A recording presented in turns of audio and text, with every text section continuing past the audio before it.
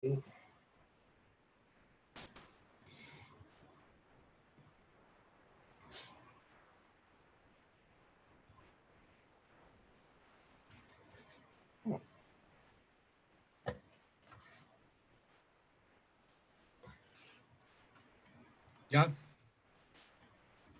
¿Vamos? está saliendo. Ok, ¿empezamos? Empezamos. Bueno, muy buenas tardes Bolivia, muy buenas tardes Canadá, buenas noches en Europa. Bienvenida a Paola Yáñez Sinofuentes. Siglo XXI Repensando Bolivia es una plataforma ciudadana inclusiva de enlace entre los movimientos sociales, las organizaciones sociales y la comunidad de redes digitales internacionales y locales.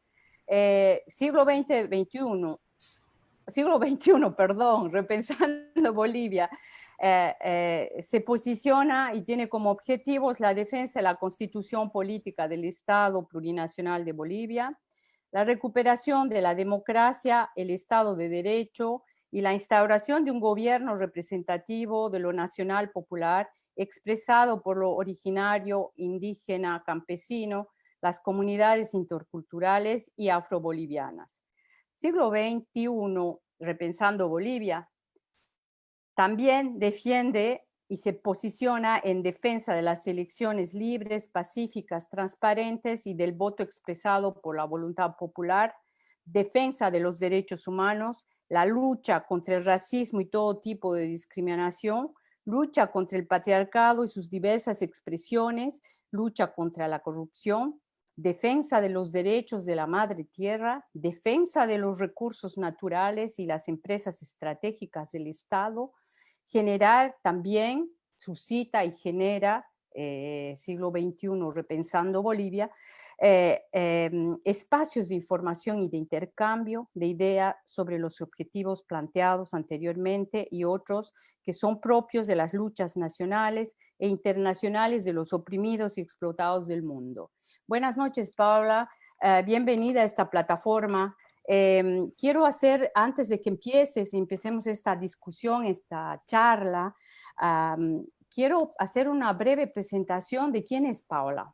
Paula Yáñez Sinofuentes es una activista boliviana, feminista, ingeniera civil, coordinadora general de la Red de Mujeres Afro-Latinoamericanas, Afrocaribeñas y de la diáspora.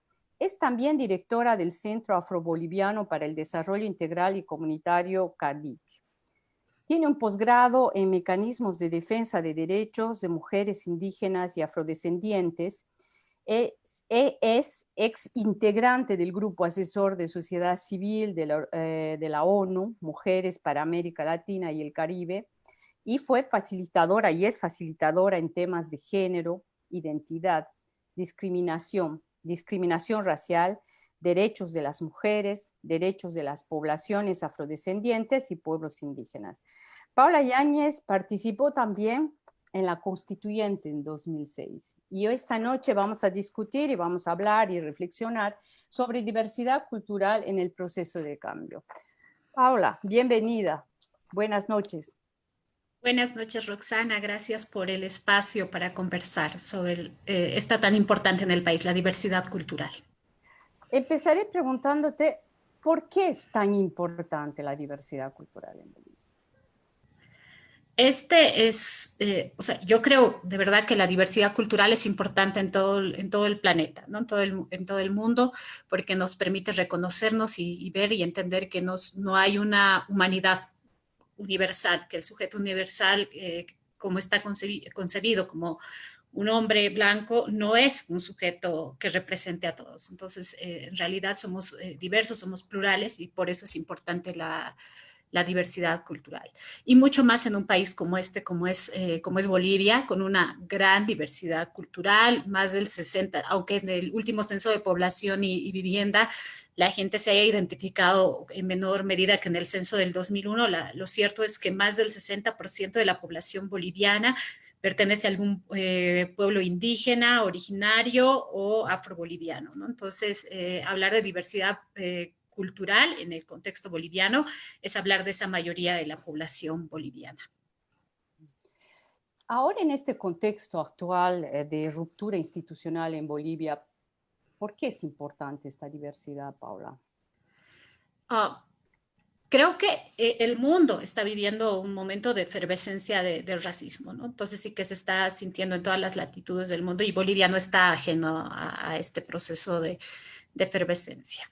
Lo que estamos viendo y vemos con bastante preocupación es que aquello que hemos alcanzado en el proceso de asamblea constituyente con la nueva constitución política del Estado, que se reconoce como un Estado plurinacional, que reconoce la diversidad cultural, que reconoce las diversas naciones que hacen parte de esta nación y que es parte de la riqueza del país, en este momento se encuentra en riesgo por un discurso racista y discriminador, ¿no? Entonces, pero que además es un discurso que goza de algún modo de aprobación social. Mucha gente aplaude y celebra estos discursos de intolerancia y de racismo que pretende eliminar esta diversidad cultural y de negar esta diversidad cultural. En un contexto en el que la gente en el país, alguna gente en el país está hablando de que hay que retornar a la república y eliminar el Estado plurinacional, que resulta altamente alarmante. Decir, bueno, entonces vamos a volver a ese periodo donde se negaba más del 60% de la población boliviana para construir una nación unitaria con bajo el mito del mestizaje, de que este es un país mestizo, cuando en realidad no es un país mestizo, ¿no? Entonces, cuando en realidad es un país bastante diverso. Entonces, creo que hay muchos riesgos en este momento cuando hablamos de diversidad cultural, de la diversidad de la nación misma. Son los elementos jurídicos, pero también que se han aplicado en el periodo, el periodo de cambio, en este proceso de cambio que hubo, que fue, entre otros, promovido por la nueva constitución política del Estado y de manera más particular en tu comunidad, en la comunidad afroboliviana. ¿Vos ves un cambio fundamental? Porque te posicionas realmente en favor de la diversidad y la pluralidad. Entonces, dentro de este marco jurídico fundamental que constituyó y que constituye la constitución política del Estado plurinacional de Bolivia, entonces, ¿cuáles son los elementos fundamentales que hay que remarcar en todo este proceso y cuáles fueron los efectos sobre tu comunidad y sobre tu persona también, como activista, como mujer, como miembro de una comunidad afroboliviana? Creo que para responder a tu pregunta, Roxana, nos toca ir un poquito o mucho más atrás, ¿no? Al inicio mismo de cómo entendemos la República y al génesis de la República, ¿no? Entonces, que parte desde el reconocimiento de algunas ciudadanías y otras son totalmente negadas, ¿no? Entonces, que un Estado, una República que nace sobre las espaldas de unas personas, negándoles la humanidad todavía, teniéndolas en condición de esclavitud todavía, hasta muy avanzada la vida republicana, ¿no? Entonces, que también pasa por esta negación de ciudadanía que estaban viviendo ciertos sectores de la población boliviana, ¿no? O sea, nacer en un país no necesariamente es garantía de ciudadanía para las personas, así fue, ¿no? Entonces, así había sido y la esclavitud estuvo vigente hasta el año 1851 en Bolivia, ¿no? O sea, se había eliminado, luego se restituyó la esclavitud. 1851 Isidoro Belso dice, bueno, se abole la esclavitud, pero esto no termina dotando de tierras ni de derechos, ¿no? O sea, de una ciudadanía plena. Entonces se pasa al modelo bueno, es que le llaman semiesclavitud, pero yo digo, nadie puede ser semilibre, ¿no? Entonces, o eres esclavo, o estás en condición de esclavitud, o eres libre plenamente. Entonces, ¿qué pasó a este proceso que se llamó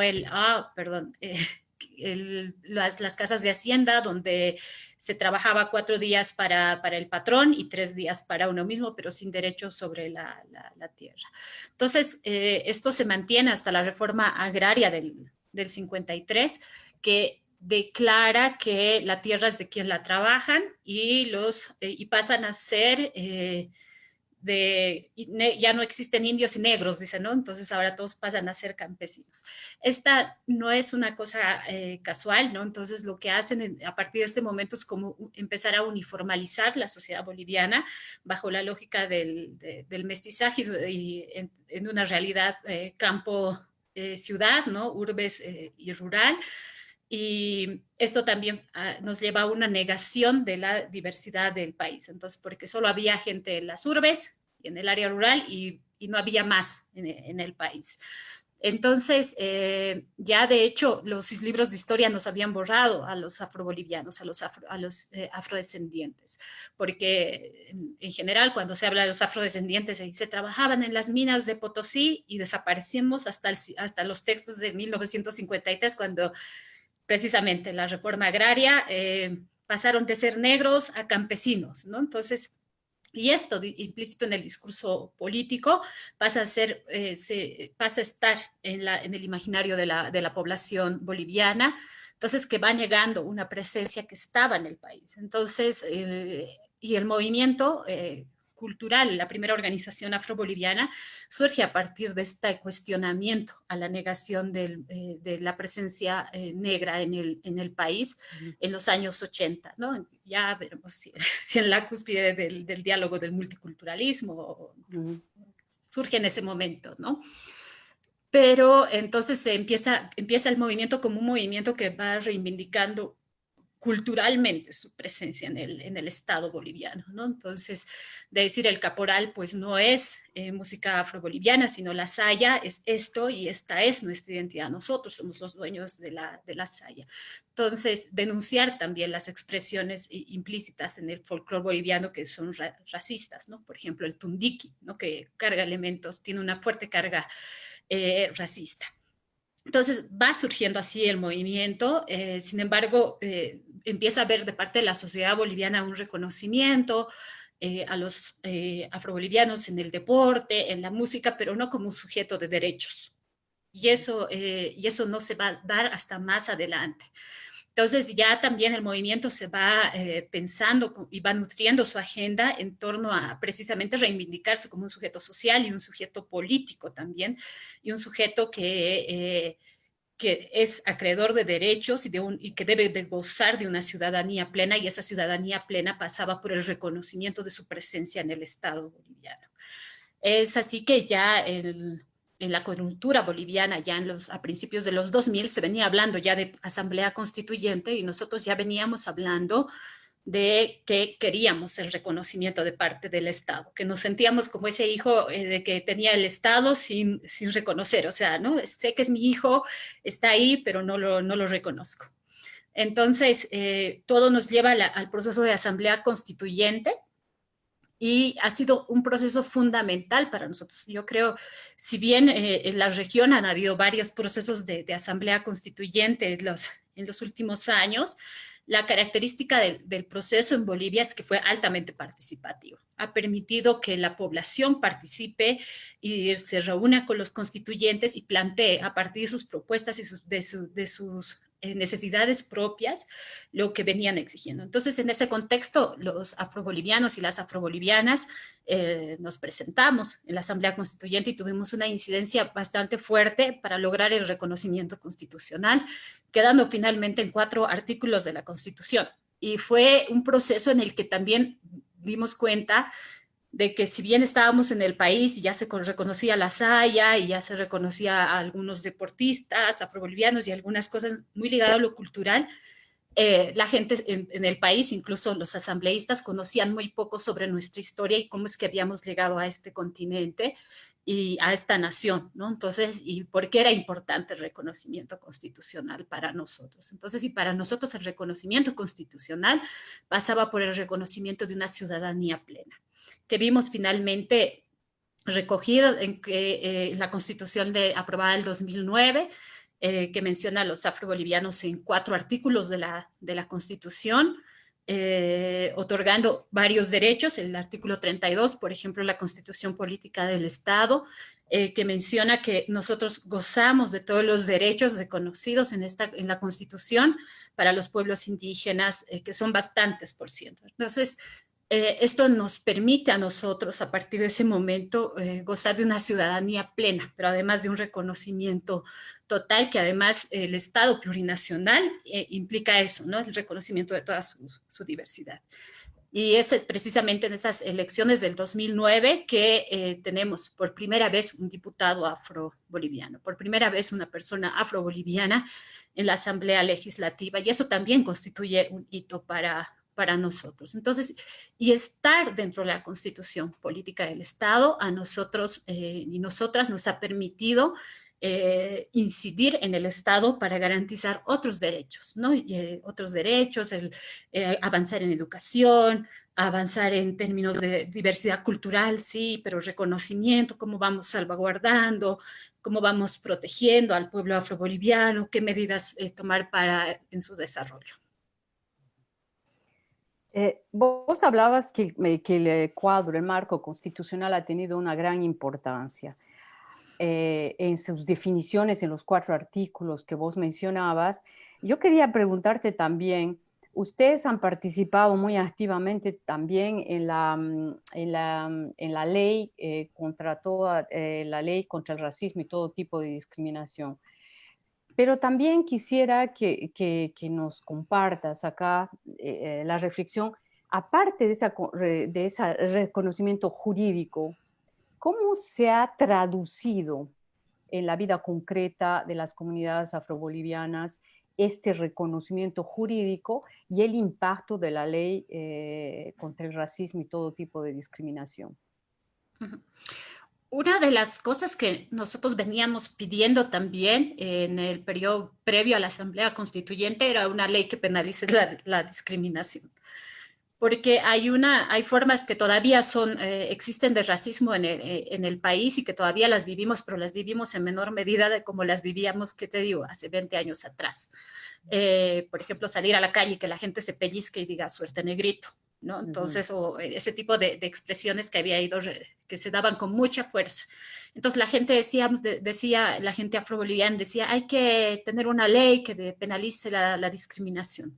Entonces el rol del pueblo afroboliviano ha sido precisamente el de impulsar la aprobación de esta ley una vez el año 2010, precisamente porque era importante para nosotros tener un marco jurídico para combatir el racismo, ¿no? Entonces, y que eso que debemos todavía enfrentar en el cotidiano.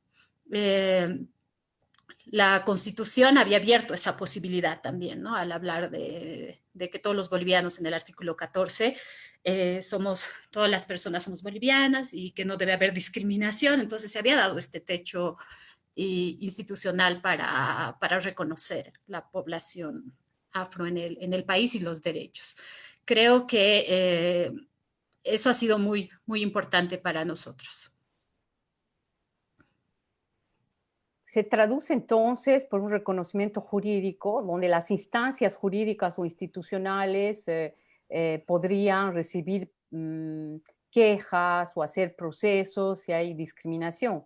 Pero a nivel de la educación, han habido cambios para que justamente promuevan el cambio de mentalidades, el cambio de prejuicios, que se pueda además ampliar sobre el conocimiento de la existencia de la comunidad afroboliviana, aparte de esa parte histórica que vos señalabas anteriormente, es decir, llegaron a las minas y después no existen y de pronto aparecieron. ¿Cómo se traduce en este periodo? ¿Cuáles fueron los esfuerzos concretos que permitieron realmente o que trataron por lo menos de cambiar mentalidades? Porque ahorita en este momento estamos en un proceso bastante complejo donde el racismo que parecía larvario ahora se está expresando de una manera pública y sin temor a la ley contra el racismo y todo tipo de discriminación. Son 10 años de que se ha aprobado la ley 045. Y creo que estos 10 años nos permite tener un balance de cuánto se ha avanzado en el país en la lucha contra el racismo. Ha sido importante, sin embargo, creo que la ley tiene que pasar por algunos ajustes, se tiene que mejorar los mecanismos de denuncia, el cómo se registran. Por ejemplo, ahorita existe como una incertidumbre sobre lo que está pasando con toda la lucha contra el racismo. La ley 045 crea el Comité Nacional de Lucha contra el Racismo y toda forma de discriminación, que dependía del Viceministerio de Descolonización, y el Viceministerio de Descolonización dependía del Ministerio de Culturas. Con la eliminación del Ministerio de Culturas, entonces queda todo esto como en cierta incertidumbre. Yo he estado un poquito averiguando en qué queda, y hay como toda una nebulosa en cuanto en qué situación está en este momento el Comité Nacional de Lucha contra el Racismo. Lo que va del año, yo no he oído, por ejemplo, qué mecanismos se han tomado, si se están recogiendo las denuncias, no se está actualizando cuántas denuncias se han presentado. O sea, creo que por ahí estamos viendo que hay que garantizar una institucionalidad mucho más fuerte en el país para la lucha contra el racismo. Yo sí reconozco que en el Estado boliviano en lo que más se ha avanzado precisamente ha sido en la educación respecto a la población afroboliviana, al pueblo afroboliviano, que es precisamente la ley Abelino Siñán y Elizardo Pérez abre un mundo de oportunidades para el reconocimiento de la diversidad, pero también el entender, no solo reconocer, sino entender, ¿no? Entonces ahí se han creado las currículas educativas regionalizadas, se tienen importantes avances en la currícula educativa regionalizada afroboliviana, que ya está lista para implementarse, y de hecho se está implementando en algunas comunidades. Sin embargo, la brecha, el conflicto sigue siendo cómo vamos abordando la historia, cultura e identidad afroboliviana en la currícula general, no solo como una currícula regionalizada. También se ha creado el Instituto de Lengua Afroboliviana, que está recuperando bueno, no recuperando, sino trabajando para que sea parte del modelo educativo, ¿no? Porque recuperar sería decir que estaba perdida, pero no, es algo que practicamos. Entonces, ahí sí hay importantes avances. Sin embargo, creo que falta esto, ¿no? Una política más universal. Ahora, yo te digo que cuando se viven momentos tan racistas como estos, también se da un fenómeno, ¿no? Entonces, cuando el racismo baja, lo que pasa es que la gente se identifica más. Dice, yo soy afroboliviano, yo soy aymara, quechua, entonces, porque se dan las condiciones para que esto sea bueno, ¿no? Entonces, te puedas identificar. En cambio, en momentos como como el que estamos viviendo, es cuando el racismo sube, la gente deja de identificarse, entonces ya no dice soy afroboliviano, dicen soy moreno, entonces hay como categorías de escape, ¿no? Porque entonces reconocerte afroboliviano es reconocerte como un sujeto que puede sufrir discriminación, algún tipo de discriminación, y eso es lo que estamos viviendo en el país. Entonces quiere decir que ustedes están sufriendo una modificación de su identidad en función del contexto político actual y que pone en peligro, de alguna manera, si quieren, la perseverancia y el hecho de poder tener todavía reconocimiento jurídico como existencia también específica como comunidad. Así es, Roxana, o sea, cuando las condiciones son tan adversas como estas, se pone precisamente en riesgo el ejercicio de la identidad, de la autoidentificación. Y creo que solo en la medida en la que un Estado puede plantearse una lucha seria contra el racismo y toda forma de discriminación, solo en la medida en la que nos reconozcamos como un Estado plurinacional, donde todos podemos convivir y ser parte de este Estado, es que podemos fortalecer las identidades de los pueblos, ese ejercicio de autoidentificación y de diversidad cultural en el país. Y ahora en este proceso, si quieres, ¿cómo ven ustedes este periodo tan violento también que están viviendo algunos sectores políticos, movimientos sociales, en particular ciertos miembros del partido del MAS y que están siendo acosados? Eh, ¿cómo ves, ¿Cómo ves este periodo? ¿Cuáles serían las alternativas dentro de tu comunidad, dentro de las características que toma, digamos, las políticas actuales y que atacan directamente al reconocimiento jurídico que tenían ustedes? Sucede también en este periodo que pues prácticamente los afrobolivianos y afrobolivianas pasamos nuevamente a la invisibilización. De hecho, no, y ya de una manera crítica a lo que fue el gobierno del movimiento al socialismo, es que si bien se lograron importantes avances en el país en cuanto al reconocimiento de los derechos del pueblo afroboliviano, la verdad es que tampoco se mencionaba mucho, no estaba implícito en el discurso, ¿no? Entonces, si revisan los discursos de Evo Morales en todos los años que fue presidente, en pocos momentos pues, menciona, habla del pueblo, de los pueblos indígenas, de los campesinos, las comunidades interculturales, pero en muy pocos momentos menciona al pueblo afroboliviano. O sea, había como una invisibilidad, había un reconocimiento, sí, pero una invisibilidad en el discurso estatal. O sea, no lo mencionaba el presidente, no lo mencionaba el vicepresidente, no lo mencionaban las autoridades, pero ahí se iban desarrollando como algunas acciones. En cambio, en este momento, pues ni eso, ¿no? Ni algunas acciones, ni nada. Entonces, es simplemente volvimos hacia donde estábamos años atrás, donde sí es parte del Estado, pero sin una mención, sin avances. Naciones Unidas declaró el decenio afrodescendiente del 1 de enero del 2015 al 31 de diciembre del 2024. Estamos a mitad del decenio, este año que se debería estar hablando de evaluaciones y de avances. Este año pues no ha pasado absolutamente nada con los afrobolivianos. Ni siquiera las medidas tomadas para la pandemia han sido pensadas en los afrobolivianos ni pensadas en tomar este proceso. Yo creo que cómo se reconduce, pues creo que pase por tener un gobierno democráticamente electo y replantear nuevamente la agenda del racismo en el país, la discriminación, porque no estamos viviendo en una era posracial, no estamos viviendo en un momento en el que esto se haya superado y se ha visto que entonces, que si bien hubo avances, no se ha superado el tema en el país y creo que pasa por eso también, ¿no? Entonces, y una agenda que reconozca la diversidad y que aborde con mayor seriedad el tema del pueblo afroboliviano y que estemos implícitos en el discurso. El trabajo que están haciendo ustedes de un trabajo político, trabajo de sensibilización, trabajo de movilización, me imagino también. Es un trabajo también que está coordinado y que tiene relaciones con otros movimientos aparte de la comunidad afro-boliviana específicamente. Tienen nexos, lazos con otros organismos, movimientos, organizaciones. Vuelvo a retroceder nuevamente en el tiempo. El proceso de asamblea constituyente en el país fue como fue y fue un proceso tan rico precisamente por las alianzas que se dieron en sociedad civil. Desde el pueblo afroboliviano se generaron importantes alianzas con el movimiento indígena, por ejemplo, especialmente las organizaciones indígenas de tierras altas.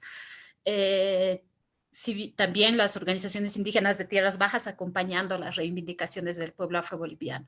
El movimiento de mujeres también, ¿no? Entonces, y la gran diversidad de organizaciones sociales en el reconocimiento del pueblo afroboliviano. Entonces, que sirvió mucho y quedaron como articulaciones que todavía permanecen en la actualidad, ¿no? Entonces, ¿cómo vamos avanzando en una agenda común? ¿Cómo vamos trabajando juntas? Y creo que ahí ha habido como un fortalecimiento de las articulaciones que, bueno, en los últimos años sí se había debilitado, pero ahora se está reconstruyendo también ese tejido social que nos permite avanzar en diversidad.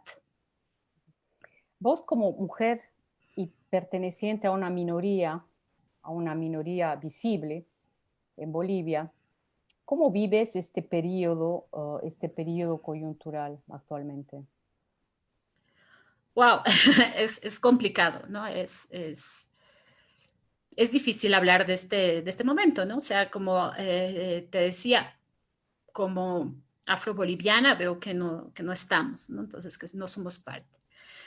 Pero también veo el gran riesgo para los derechos obtenidos en la Constitución Política del Estado del año 2009. Por ejemplo, el derecho a la diversidad, a vivir sin racismo, el salir a la calle y no tener que enfrentar el racismo y sexismo, pero a la vez los riesgos tan grandes que existen en este momento por las posturas de muchos de los candidatos de retroceder en los derechos de las mujeres, ¿no? Entonces, que también la Constitución aprobada en el 2009 nos permite tener como un amplio marco jurídico de protección a los derechos de las mujeres que en este momento están en riesgo, ¿no? Entonces, en cuanto se vuelve a ver a las mujeres como un ciudadano de segunda, y entonces si a esto le sumas que soy afroboliviana, entonces, ¿dónde me deja? ¿Dónde quedo en esta coyuntura?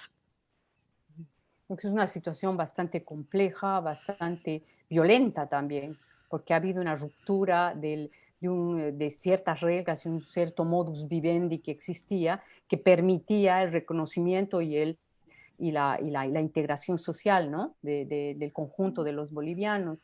Entonces, en esta coyuntura, volver a la proposición que dicen los partidos tradicionales o algunos miembros de la derecha boliviana, volver a la república significaría ¿qué? Volver a la república es volver a la negación de la diversidad de este país, es volver a decir que los bolivianos somos un sujeto universal, es volver al mito del mestizaje en el país, es volver a decir que todos somos, y reducir las identidades a todos somos bolivianos, bolivianas, que efectivamente somos, pero no todos somos bolivianos, bolivianas en la misma situación, ¿no? Entonces, es volver al estado que fuimos en los 80s, en los 90s, que de ninguna manera era mejor para nosotros. Es volver a un estado que niega la presencia afroboliviana, que niega la presencia de los indígenas y que no nos ve más que como un elemento decorativo del estado, ¿no? Entonces, ¿quién va a ir a animar sus fiestas? ¿O quién va a servir para la foto de la diversidad? Cuando en realidad no hay una diversidad que reconozca que nos reconozca desde el nombre mismo del Estado.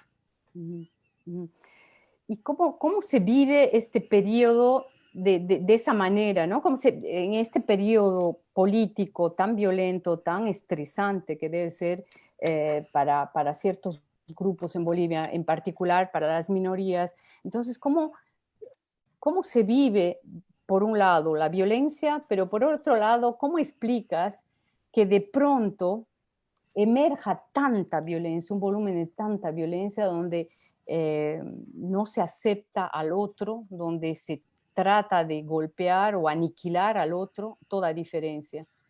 ¿Cómo contrarrestar esa violencia al mismo tiempo? ¿Cómo se la vive y cómo contrarrestarla?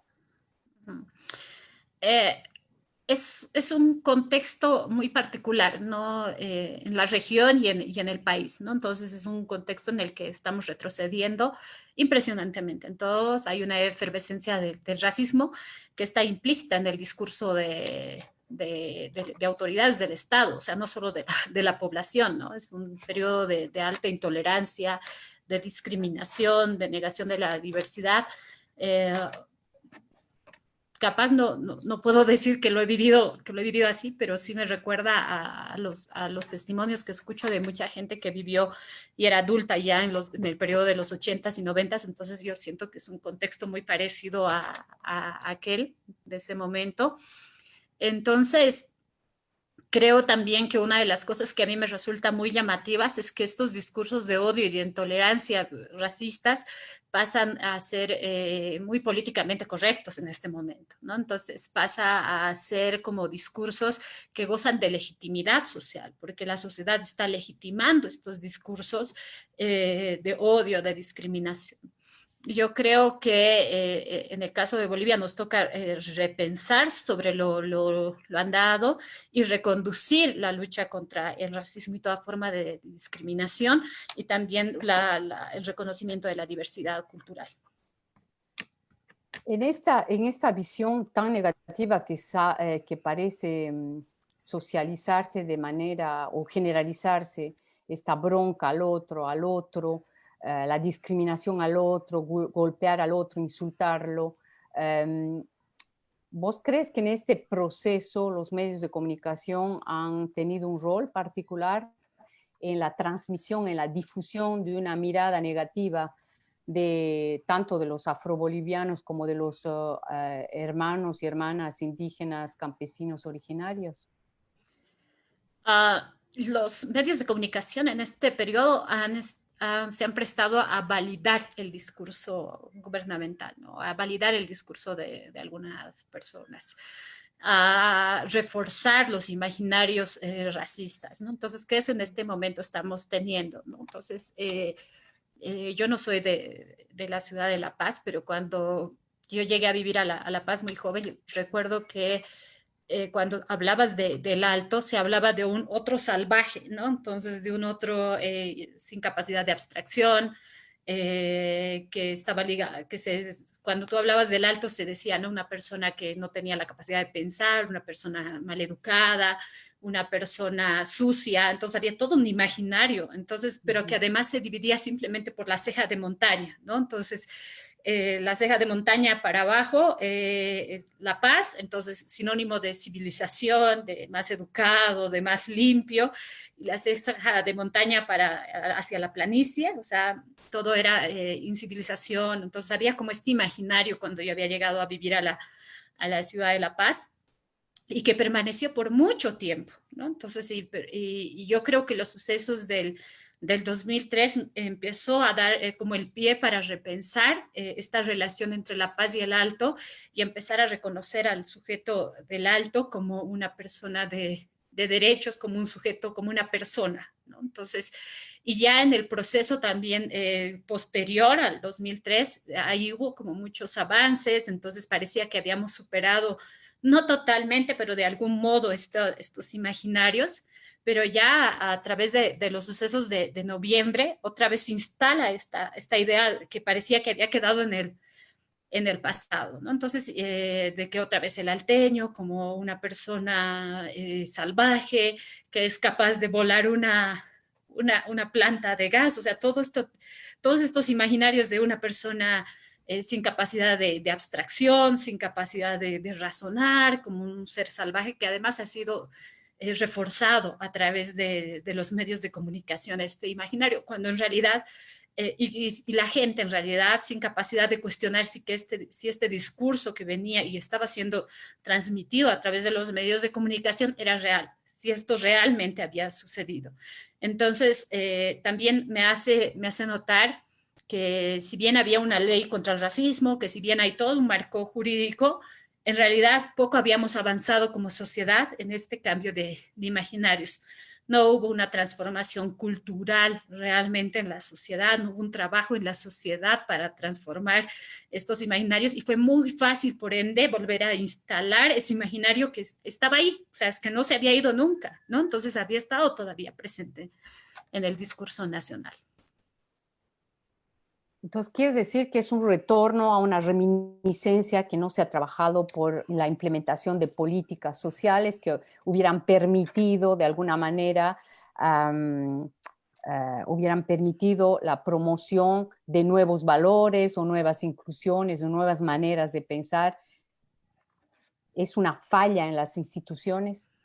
Sí, yo creo que esa ha sido como una de las grandes fallas en el periodo postconstituyente y ha sido no apostar por esas transformaciones sociales, no haber hecho un trabajo ideológico, no haber hecho un trabajo con la población para eliminar estos prejuicios. O sea, una ley por sí sola, si bien sirve, no funciona para eliminar todo, ¿no? Entonces, había como una obligatoriedad de los medios de comunicación de difundir la ley y socializar la ley, y en realidad el trabajo ha estado a leer un artículo de la ley, ¿no? Discriminar es malo, o sea, yo sé que discriminar es malo, pero no hubo un trabajo también para decirle a la gente por qué discriminar está mal, por qué debemos de tener la capacidad de reconocernos en la otra persona, ¿no? Entonces, no ha habido un trabajo en ese sentido y esa ausencia de trabajo pues nos ha pasado factura en este momento.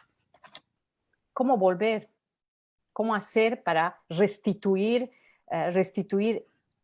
las garantías de respeto de la Constitución, pero las garantías también de que se puedan aplicar leyes antidiscriminatorias? ¿Cómo hacer? No creo que se trate de volver, creo que se trata de avanzar, de empezar a avanzar nuevamente. Entonces, porque volver ya hemos regresado a unos años en los que no deberíamos estar y a una coyuntura en la que no deberíamos estar después de haber logrado tanto en la Asamblea Constituyente.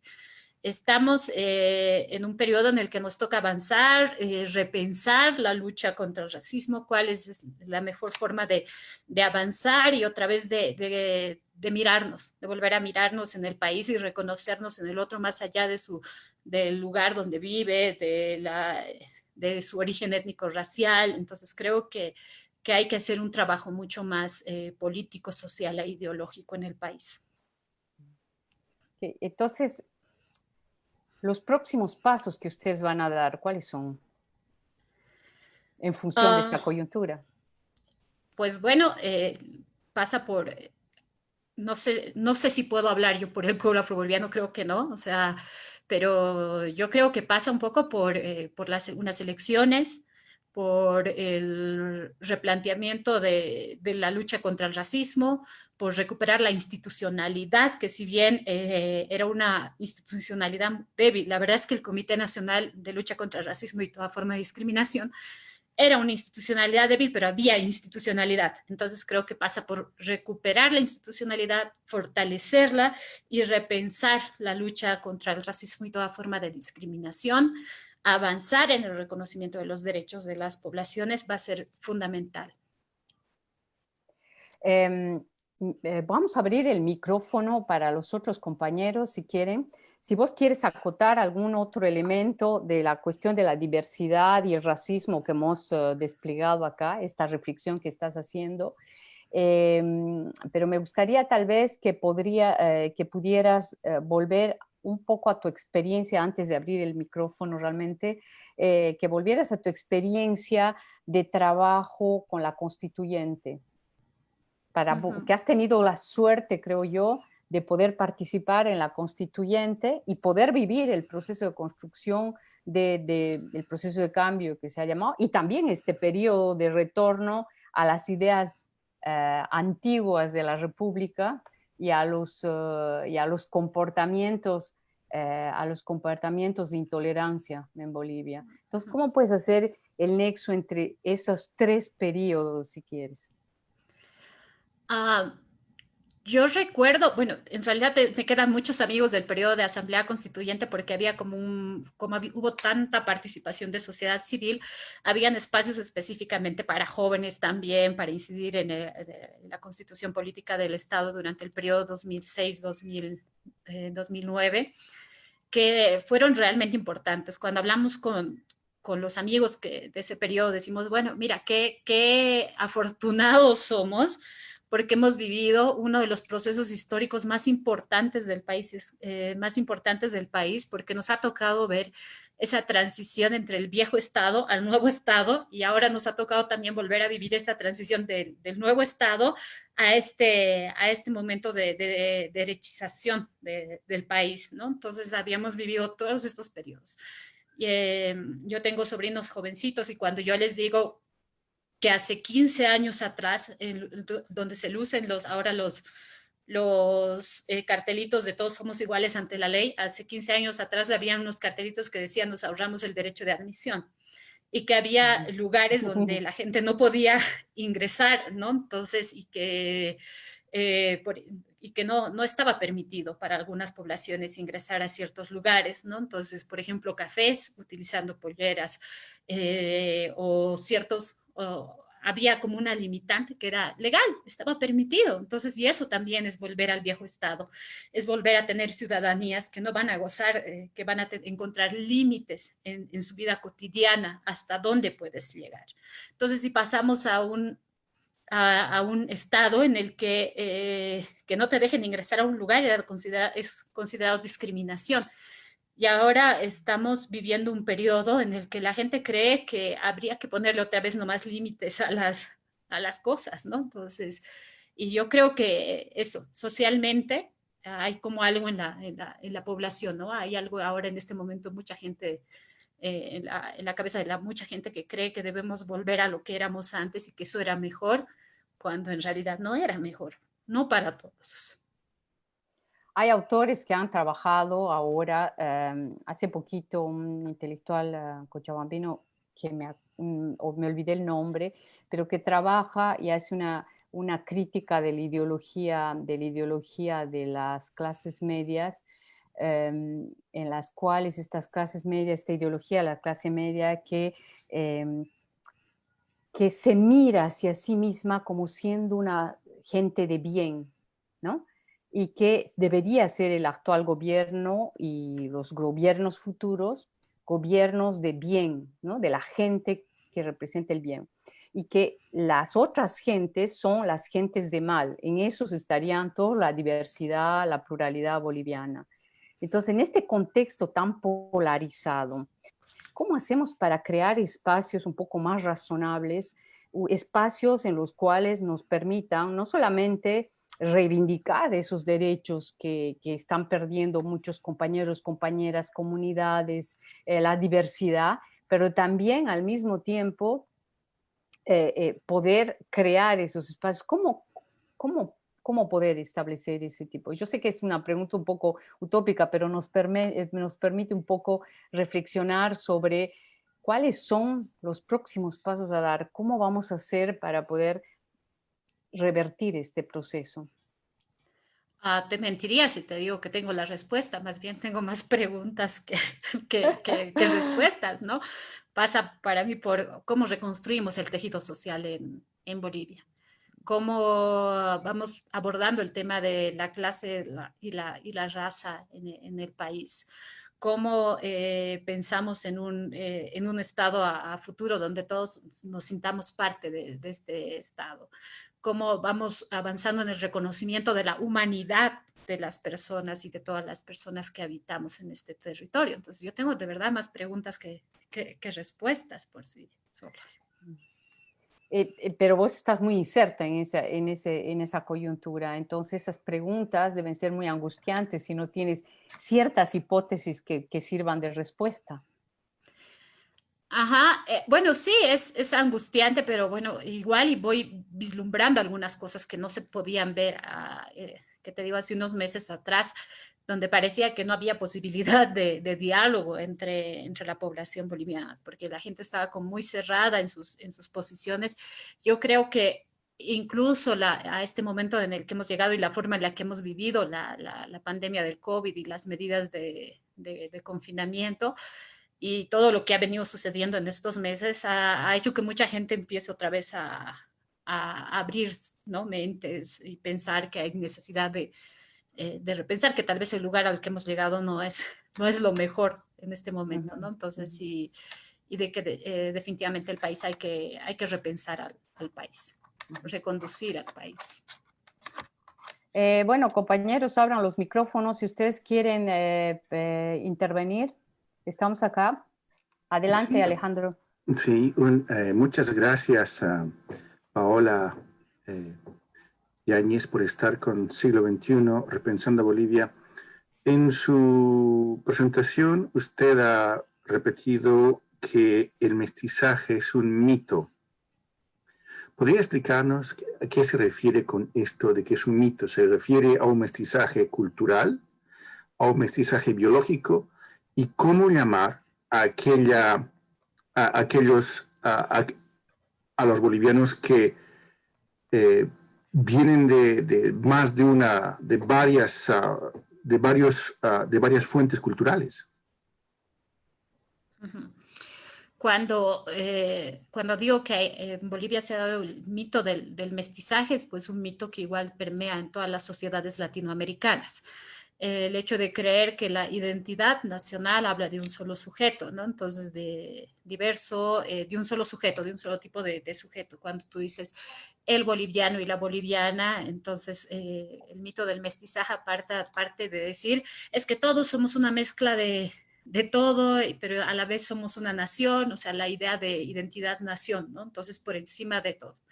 Pero además, el mestizaje como esta forma de avanzar hacia la blanquitud, ¿no? O sea, la blanquitud como el modelo de civilización, como el modelo de humanidad, Entonces, reconocerse como mestizos como una forma de avanzar esto y de una negación de la diversidad cultural y de la diversidad de uno mismo.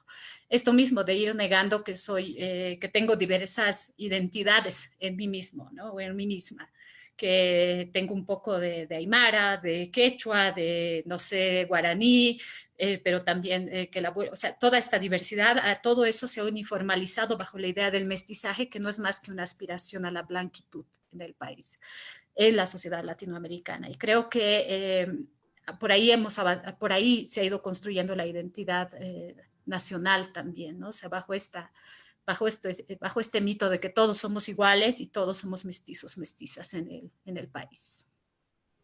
Es decir, se refiere entonces a la noción de mestizaje como creación del sujeto nacional a partir del discurso oficial.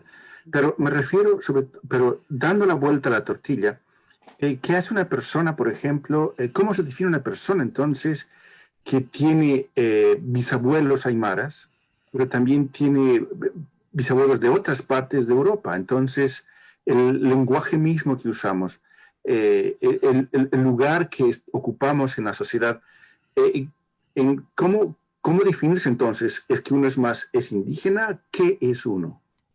Ajá. Tu identificación individual, tu proceso de identificación individual, no puedes creer que es el colectivo. Parte por eso.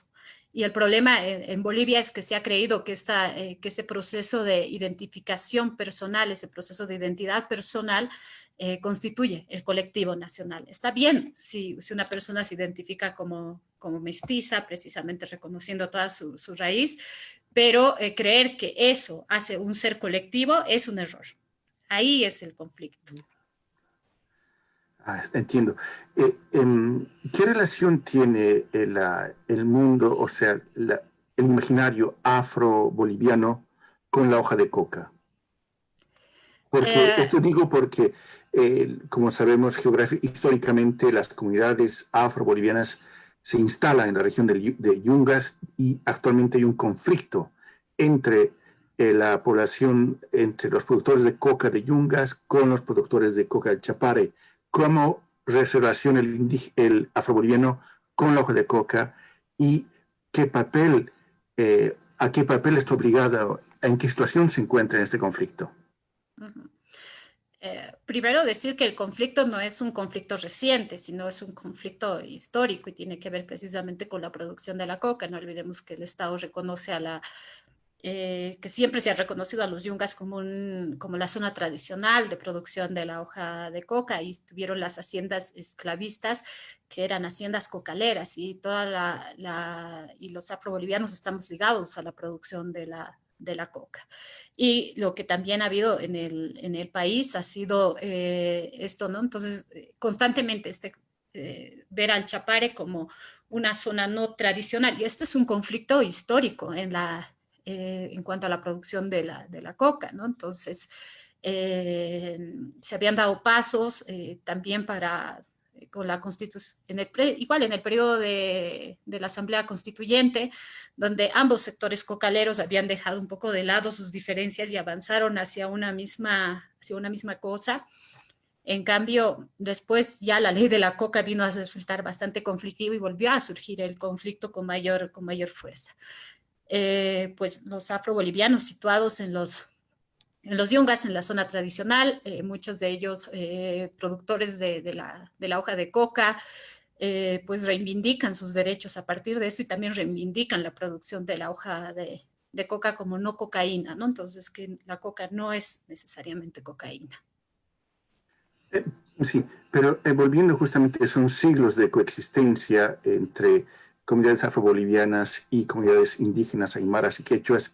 Desde el mundo, desde la perspectiva quechua y aymara, la hoja de coca tiene muchas funciones. En ese sentido, ¿hay alguna fusión, hay alguna simbiosis cultural en la forma cultural de leer, de utilizar la hoja de coca? Es decir, se produce una simbiosis entre el mundo afroboliviano y el mundo indígena en la apropiación cultural de la hoja de coca, no solamente como elemento de supervivencia económica. Así es, o sea, es la misma relación que tiene los aymaras, ¿no? Como productores también de la hoja de coca en esta región.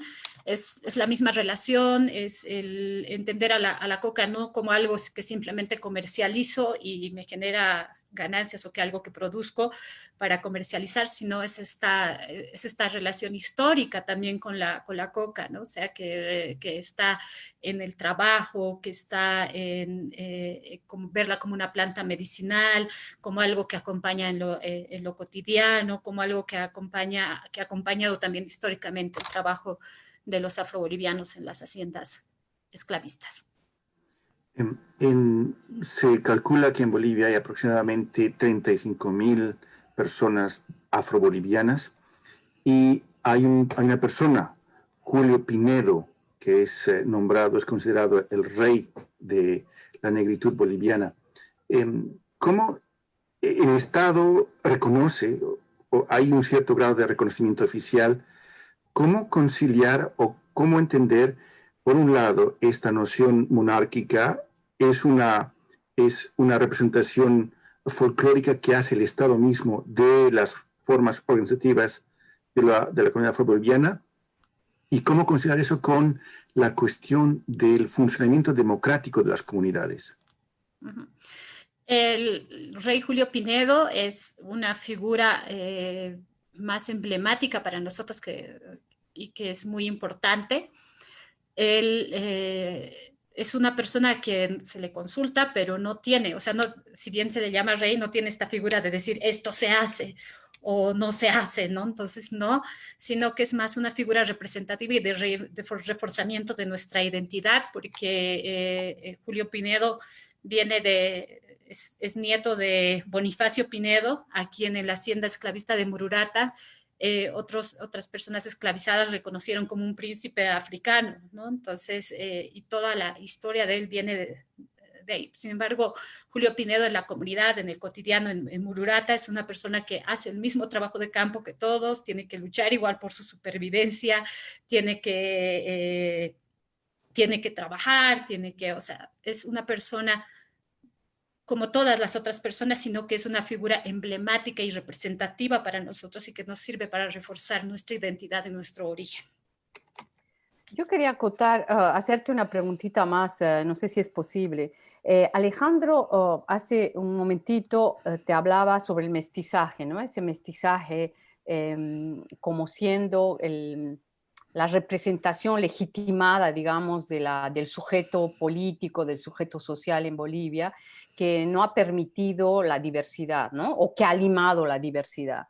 Entonces, los afrobolivianos que han estado en los yungas, cuando han estado en contacto con los aymaras o con las otras comunidades que se han instalado en los yungas, ¿cuál ha sido ese sincretismo o entre comillas, el mestizaje que han tenido o aculturación que han tenido entre las dos comunidades, aymaras o afrobolivianos o diferentes comunidades que se han instalado?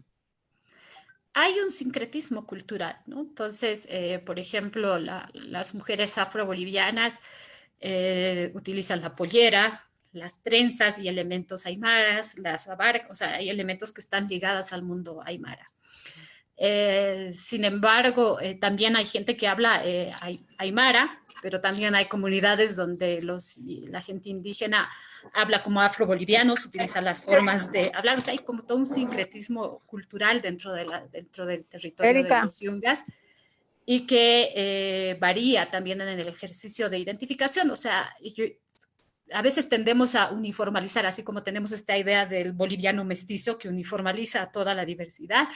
Igual hay una tendencia a uniformalizar a los afrobolivianos y decir que todos somos exactamente iguales, cuando igual en el ejercicio mismo de nuestra identidad puede variar de comunidad a comunidad. Por ejemplo, hay comunidades en sudyungas que se reconocen como afroaymaras, ¿no? O afroindígenas. Y hay otras comunidades afrobolivianas donde solo son afrobolivianos y no se reconocen como afroaymaras o afroindígenas, y es más, o sea, no se sienten totalmente ajenos fuera de estos elementos que se van compartiendo, ¿no? Entonces, creo que hay también, o sea, dentro del pueblo afroboliviano hay una gran diversidad también en el ejercicio de nuestra identificación.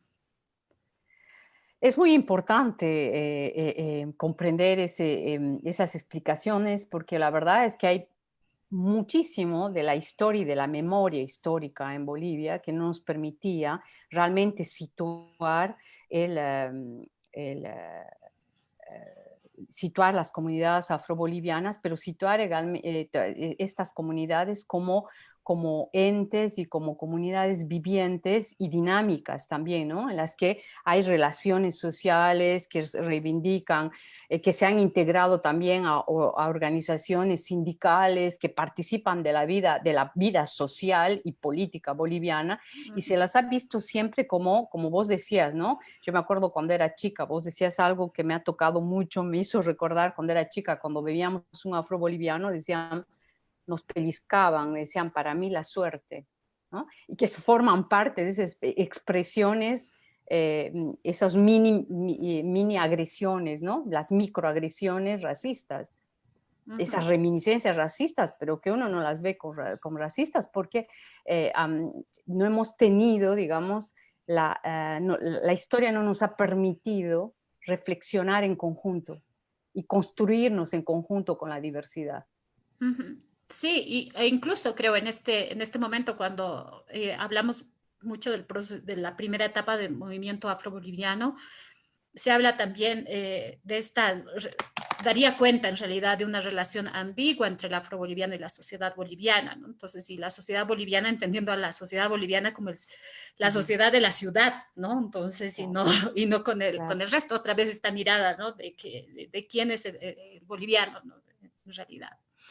Entonces, yo creo que igual 30 años después, más de 30 años después de la creación de la primera organización afroboliviana, pasa por igual pensar en el afroboliviano en el ámbito urbano, porque ya hay muchos afrobolivianos nacidos en las urbes y que han construido su identidad en las urbes, en La Paz, en Santa Cruz, en Cochabamba, en Sucre, o en ciudades capitales del país, e incluso hay gente afroboliviana en el país que se reconoce como afroboliviana, pero que no reivindica una relación con el territorio de los yungas, ¿no? Entonces creo que también pasa por esto, por ir repensando constantemente la identidad. La identidad no es una cosa fija, ¿no? Entonces es algo que constantemente está cambiando y se va modificando y se va repensando y es un ejercicio constante, ¿no? El saber quién soy. Compañeros, ¿tienen preguntas? Adelante, vamos a abrir los micros. Tengo una más. Adelante. Justamente Paola Yáñez quería saber si desde la comunidad afroboliviana hay contacto. ¿Cuál ha sido primero el impacto en la comunidad afroboliviana de este movimiento llamado Black Lives Matter? Las vidas negras importan, que está causando cambios en América del Norte y en muchos países del mundo. Y segundo, si también hay vínculos con las organizaciones de reivindicación de los derechos de la negritud en países como Brasil. El movimiento Black Lives Matter, en realidad, mientras más se habla de eso, yo siento que es como muy incomprendido en la región. Pareciera que es algo que emergió de repente, cuando en realidad es un señalamiento al racismo estructural que va cobrando vidas de las de personas afrodescendientes, el ejercicio mismo de la necropolítica. Entonces, en Bolivia también tiene su reflejo dentro de las comunidades afrobolivianas, ¿no? Porque te da cuenta de que hay un racismo institucional que se expresa en la violencia de parte del Estado, ya sea por fuerzas policiales o por fuerzas armadas, que cobran la vida sobre los cuerpos de la vida en los cuerpos negros o que van ejerciendo un tipo de violencia específica. Y creo que es también una lucha universal. Ahora, sobre la relación con los movimientos internacionales, yo soy reflejo de los movimientos internacionales, dirijo una de las redes internacionales históricas afrodescendientes, y de hecho el movimiento afroboliviano se ha nutrido mucho de estas coaliciones y de esta lucha social afrodescendiente en América Latina y el Caribe, que ha venido reivindicando los derechos de la población afro, pero incluso el término afrodescendiente, ¿no? Que se ha reivindicado desde el mismo movimiento social, y entonces hay una relación constante de nosotros con el movimiento social afrodescendiente, no solo en Brasil, sino en América Latina y el Caribe. Gustavo, querías hacer una pregunta, adelante. Sí, bueno, muchas gracias, Paola, por tu intervención bastante esclarecedora y puedo decir que en el mundo latinoamericano y sobre todo en el mundo de la sociedad boliviana, ¿no? Hay una negación siempre permanente, perpetua de la participación de la sociedad afro, de la sociedad de origen africano en el quehacer nacional. Y desde ya puedo decir que la cueca, que se la baila tanto en Bolivia, se la reivindica como lo más boliviano, como parte de Argentina, y los chilenos, ni qué decir, ¿no? La cueca chilena es bien, bien fuerte. La cueca es una mezcla muy profunda de lo que es africano y los modos barrocos de la música.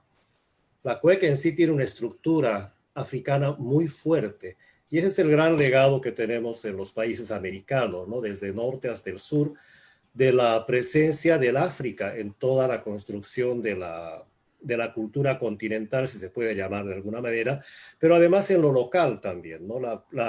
Toda la música, el 95% de la música americana en todo el continente tiene una base muy africana, y eso yo no lo digo solamente, lo dijo también Santana en su momento, que decía el 95% de la música americana tiene un origen netamente africano, y nos llegaron con los tambores, con la rítmica, el famoso 6x8, que lo tenemos en todo el ritmo, el ámbito musical, ¿no? Y esa es una parte que le hemos negado rotundamente, y creemos que la cueca es una danza muy española, cuando en el fondo es una danza muy africana, ¿no? Ese era un remarque que tengo. Por otro lado, lo que sí quería preguntarte es, tú has estado bastante joven cuando el MAS tomó el poder en el país, ¿no? Electoralmente, democráticamente, eso fue en el 2006. ¿Cuál puede ser tus impresiones que tienes de ese antes y ese después? Te digo esto porque mucha gente que fue muy joven en el momento que el MAS ascendió al poder en los años 2005, 2006, era muy joven y nunca se confrontaron a la realidad de lo que fue previo a eso. Las luchas que nosotros de jóvenes tuvimos para imponer la democracia en Bolivia en los años 80 fue una lucha muy tenaz, ¿no? Fue una lucha de mucha rebeldía, de mucha violencia, mucha represión, han habido desaparecidos y de todo presos políticos, en fin. Creo que no fue tanto como lo que se está viviendo ahora, particularmente lo que yo veo desde aquí afuera, ¿no? Tuvimos mucha represión, pero creo que ahora se fueron realmente a un extremo que es impensable. Pero hay mucha gente que no vivió esa parte y que siendo jóvenes cuando el MAS tomó el poder, creo que tuvieron una actitud bastante cómoda en cierta forma, y tal vez ese es también el origen de esta juventud que se opuso al MAS en muchas cosas. Inventó cosas que el MAS no había hecho nunca, por ejemplo, ¿no? Nosotros como jóvenes nunca tuvimos ni siquiera una sombra de lo que fue el MAS, ¿no? O sea, no tuvimos durante los gobiernos neoliberales, no tuvimos nada ni que se asemejara, pero ni en un 0,01% a lo que hizo el MAS realmente, ¿no? Y te lo digo porque yo vine de esas partes, y desde ya la clase media también fue muy víctima de todo eso, que la mitad de la clase media se fue yendo del país. No dicen que se fueron porque porque fueron refugiados económicos, ¿no? Se fueron porque ellos dicen que era buscar oportunidades en los países que les iban a dar oportunidades. En el fondo éramos todos refugiados económicos, ¿no? Que nos fuimos saliendo de una situación crítica muy terrible. Pero no me doy cuenta de esa parte crítica que tiene la juventud ahora, y que en gran medida apoyó este golpe de Estado.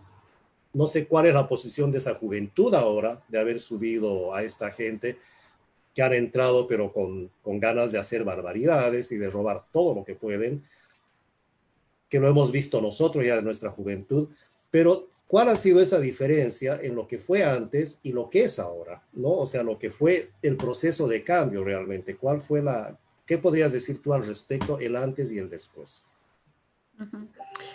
Gustavo, bueno, creo que sobre el primer comentario que hacía sobre la cueca, yo creo que una de las cosas que todavía están invisibles son los aportes de los afrodescendientes a la cultura latinoamericana, ¿no? Entonces, la cueca, o hablar del origen africano del tango, que pareciera la expresión más blanca que hay en la región, o hablar del origen del arroz, o el mondongo, la ranga, y estos elementos que no se reconoce todavía como parte de los aportes de la cultura afrodescendiente en la región. Y creo que ahí también falta muchísimo por trabajar y creo que eso se pudo haber hecho desde la educación. Ahora, en cuanto a lo otro que mencionas, yo creo que hay un problema y es un problema de memoria histórica y cuánto trabajamos sobre la memoria de los sucesos en el país.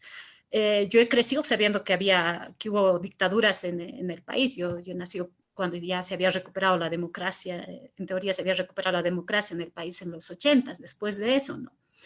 Entonces, siempre he escuchado hablar de la dictadura, pero nunca lo he vivido en cuerpo propio. No sabía cómo había sido este periodo de los 80s, ¿no? Entonces, incluso he crecido en un país que eligió a un dictador por la vía democrática para ser presidente.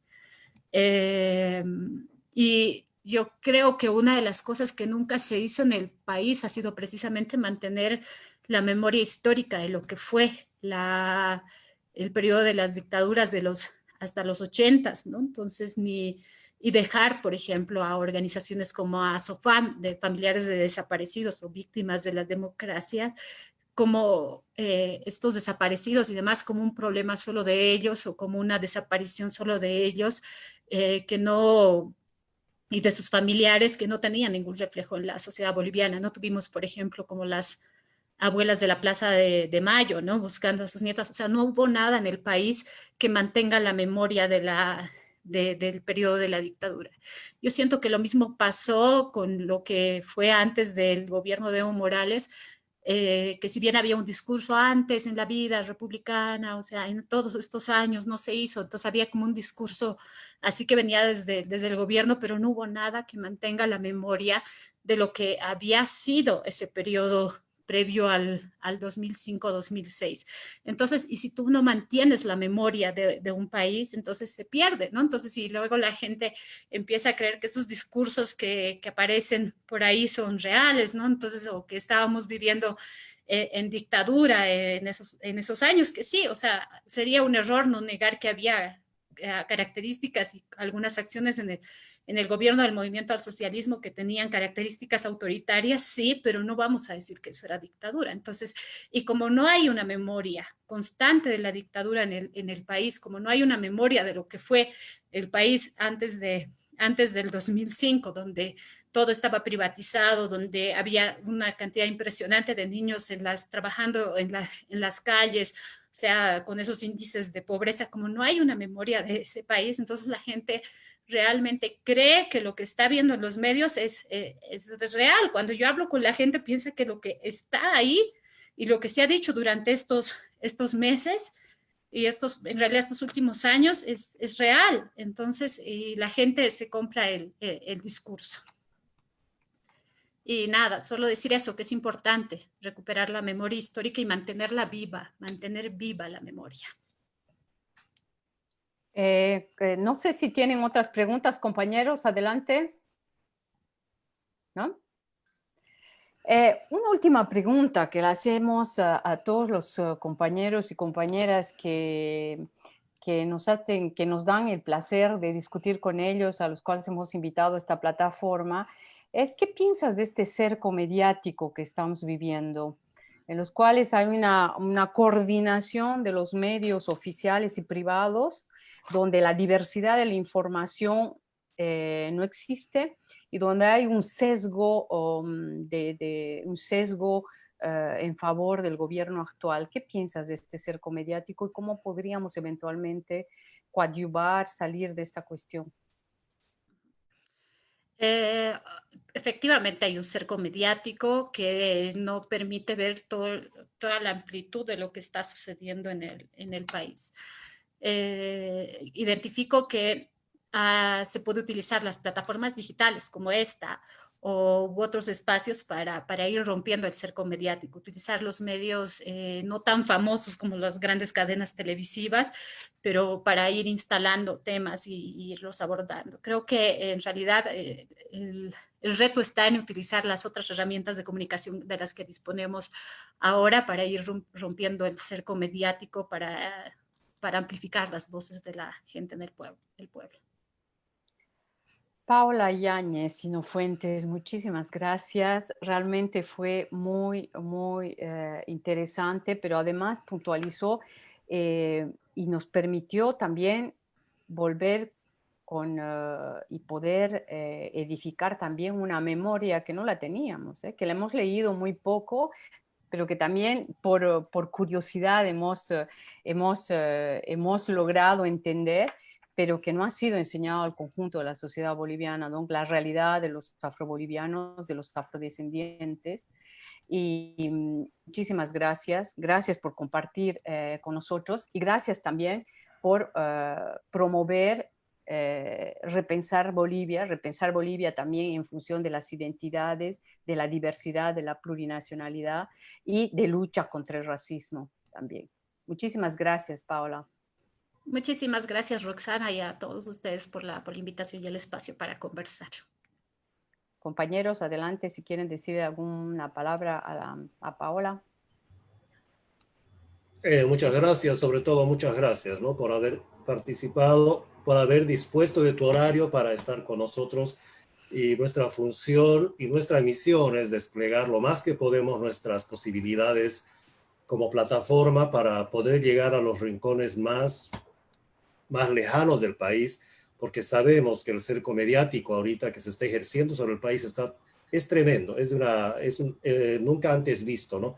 Es más, yo creo que Bolivia está convirtiéndose en un centro de experimentación para ver qué se va a hacer en el futuro en el caso de que se decida intervenir un país de la forma que han intervenido en Bolivia.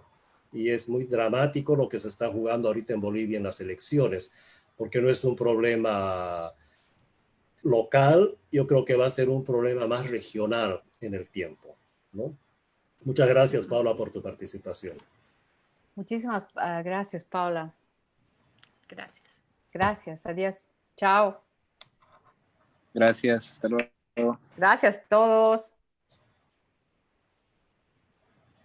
Técnico. Fui.